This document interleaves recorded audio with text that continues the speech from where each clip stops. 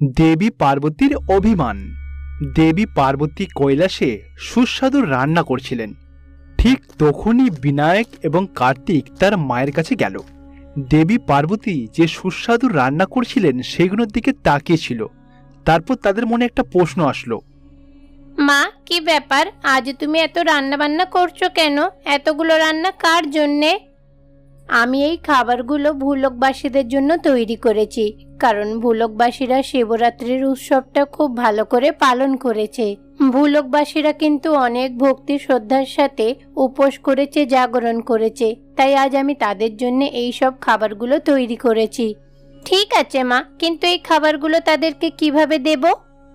তোমাদের দুজনকেই কিন্তু আমাদের ভূলোকবাসী ভক্তদের কাছে এই খাবারগুলো পৌঁছে দিতে হবে। তোমরা এই খাবারগুলো নিয়ে ভূলোকে যাবে আর ভূলোকবাসীদেরকে নিজের হাতে